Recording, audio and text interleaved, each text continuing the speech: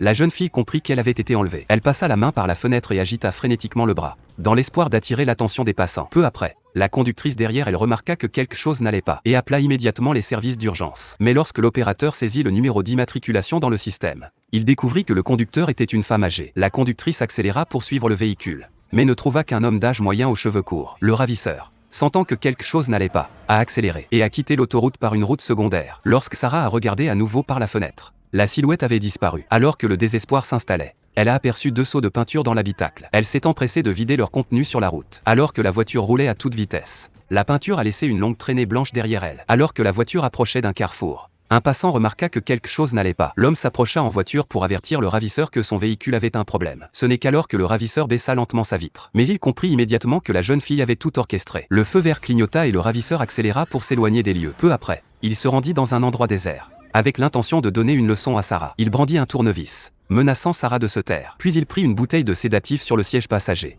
prêt à l'assommer une nouvelle fois. Mais alors qu'il s'apprêtait à passer à l'action, une voix retentit derrière lui. C'était le passant de tout à l'heure, inquiet que quelque chose ne clochait. Qui les avait suivis jusqu'ici? Voyant cela, le ravisseur sortit précipitamment le tournevis, fit semblant de ranger ses affaires, et assura à l'homme qu'il n'y avait pas lieu de s'inquiéter, car son approche risquait de tout dévoiler. Ne voyant aucune menace immédiate, le passant retourna à sa voiture. Mais l'homme sortit son téléphone portable, s'apprêtant à appeler les services d'urgence, lorsque le voleur brisa la vitre, s'empara du téléphone et le détruisit à coups de pelle. Le passant réalisa trop tard le danger. Sa tentative de fuite fut vaine. Le voleur assomma l'homme avec la pelle. Une fois la menace immédiate écartée, le voleur prit la voiture du passant et s'enfuit. Lorsque la police arriva sur les lieux en suivant les indices, elle ne trouva qu'une voiture rouge abandonnée. Mais il n'y avait aucune empreinte digitale à l'intérieur. Alors que tout le monde commençait à s'énerver, le sergent repéra des éclats de verre brisés sur le sol. Ils ont rapidement réussi à extraire les empreintes digitales du voleur. Pendant ce temps, le voleur emmenait Sarah à une station-service. Alors qu'il s'arrêtait pour faire le plein, Sarah a soudainement trouvé un moyen de s'échapper. Elle a repoussé la cloison et s'est glissée dans la voiture par le coffre. Apercevant des employés à l'extérieur, elle s'est mise à crier à l'aide. Sentant que quelque chose n'allait pas, le voleur a immédiatement sorti son couteau.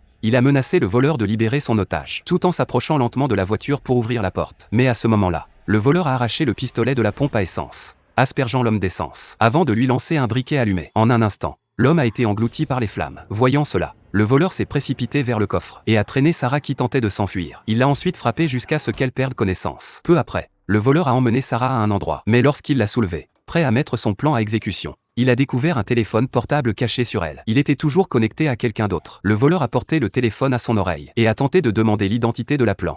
This is 911 Emergency Services, and we've got your prince at the scene of a murder.